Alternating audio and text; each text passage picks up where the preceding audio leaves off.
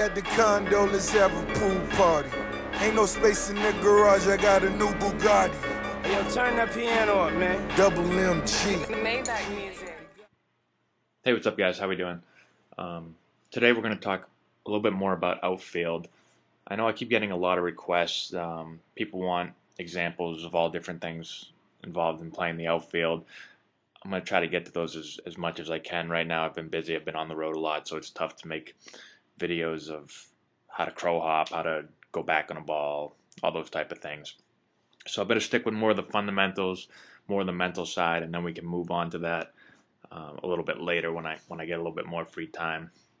So today what I wanted to talk about is positioning in the outfield, because there's a bunch of different things that might come up in a ball game, and if we can position ourselves a little bit better, it's going to give us a good chance to make that play. And a lot of times we don't think about this, especially younger outfielders.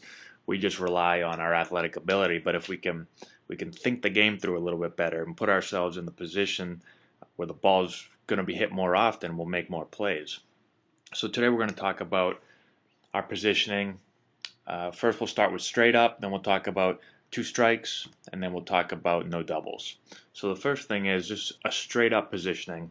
And again, a lot of these are going to change a little bit depending on the hitter. If it's a big, strong guy, if it's a slap hitter, it's always going to change. But this is just kind of to put you in a relatively safe spot, and then we can move from there. So first thing is straight up or normal positioning. And basically we're going to line ourselves up with the bases. So straight up for a left fielder, basically you're going to line yourself up with first and second base. So you just draw basically a straight line. You just want to be lined up with that right about here. As far as how far you are towards the fence or in towards the plate, again, it's going to depend on the hitter. But you know, if you're playing out there around 270 feet or so, 280 feet, depending on how big your field is, I think you'll be okay. And then again, it depends on your age, how old you are. Same thing with the right fielder. Right fielder's going to line himself up with third and second. Just make sure you're in line somewhere out in this area. And then center fielder is basically just going to be lined up straight away with home plate and second base. And again, a right-handed hitter comes up that pulls the ball a lot, you can shade him that way. Left-handed hitter comes up that pulls, you can shade towards right field. And the same with guys that really work the ball the opposite field. So, but this is just to get you in a relatively good spot to begin, and then you make your adjustments from there. So now we'll go two strikes. Anytime we get to two strikes, the hitter's behind in the count. He's going to protect, not going to drive the ball as much as they normally would.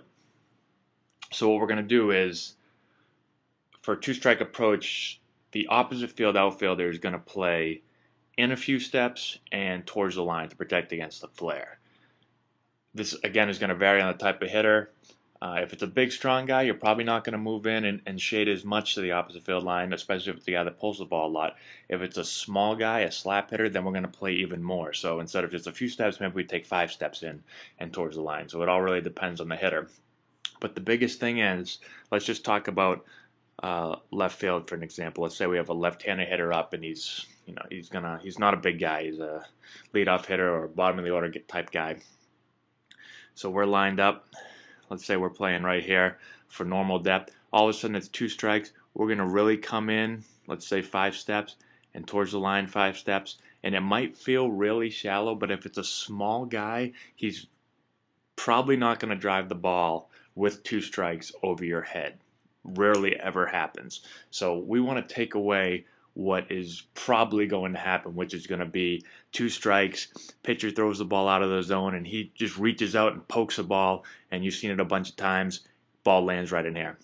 So we can take that away by moving in a few steps, 3 to 5 steps, depending on the hitter, towards the line a little bit, and really take away that area where a lot of guys with 2 strikes, that's where their hits come. You rarely see a 2-strike hit where a guy drives the ball opposite field off the fence, unless it's Albert Pujols or Joey Votto or something like that. It's not going to happen with a smaller guy at a younger level. After that, we're going to talk about no doubles. So with no doubles, is it's going to come from the manager first off. It's usually late in the ball game, and we're up by a small margin, 1-2 runs. What we're doing here is we want to keep the hitter off of second base, or we want to keep the runner at first from scoring. So 2 things. The first thing is, And the main thing is we don't want to let the ball get over our head. So wherever we're playing, let's say again we're in left field, we're lined up straight away right here.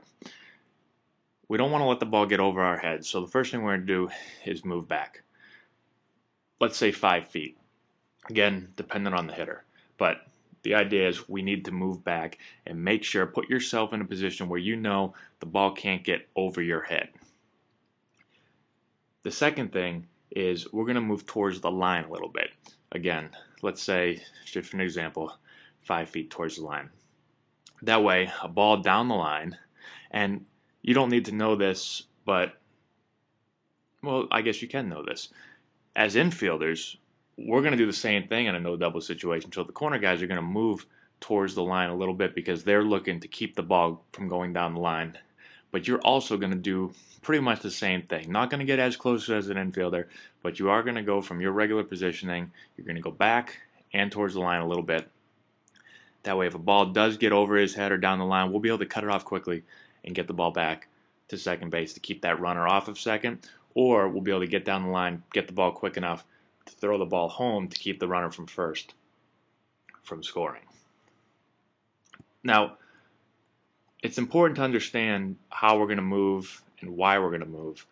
But even bigger than that, it's important we have to all move together. So all three outfielders always have to be adjusting.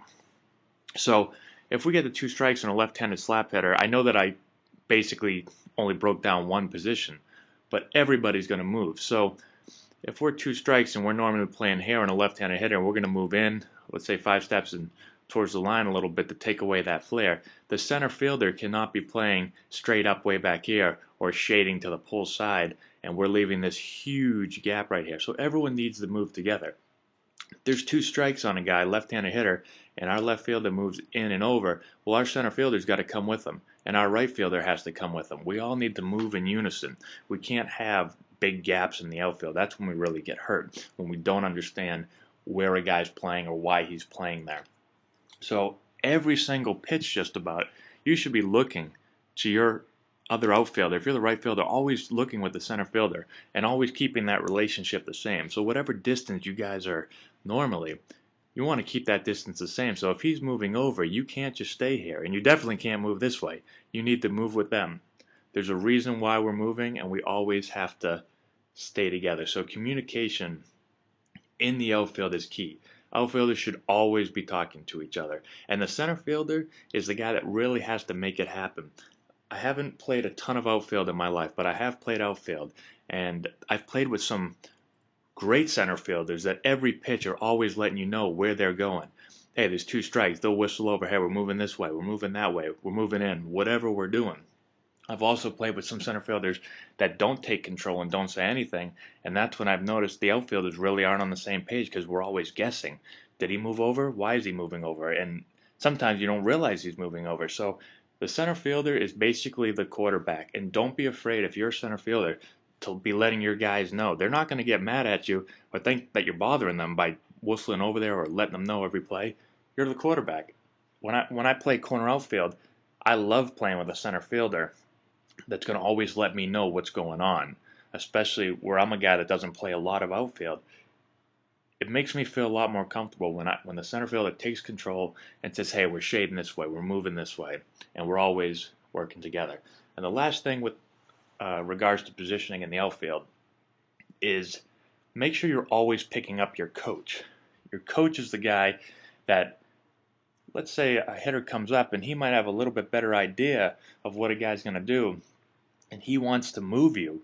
You need to be paying attention every single play, because if he wants to move everybody and you're the one guy not paying attention and all of a sudden 2 guys move and you don't move, again, we're giving that big hole to the hitter and a ball gets split in there, and now all of a sudden it's a triple or whatever might happen. That's going to be your fault for not watching. So the center fielder is a quarterback, but you have to make sure that you're also watching the coach to make sure that he puts you in the right position, because at most levels, college, even professionally, the manager and the coaches really are the ones that look at the game plan and know everything. And sometimes in the outfield, you might forget, 9 hitters a game, you might forget a hitter or 2. and they're the one that's going to let you know. So always be paying attention to the coach. So that's just a few things on positioning. I know it's not an exciting topic, but believe me, as I've gone up in baseball, this gets more and more important. And if you ever saw what a major league, if you ever go to a major league game, just watch the outfielders from pitch to pitch or from batter to batter and watch how much they move. It doesn't happen as much at the lower levels. But this is something, if you are at a lower level, you can take advantage of and start studying hitters and what type of hitters they are and how big or small they are, and you can really give yourself a huge advantage. So I hope this helps out, and we'll get more into the mechanics of outfield as we go along, but I wanted to make sure I get the basics down before I go into that. All right, hope this helps out. If you have any questions, let me know. Talk to you later.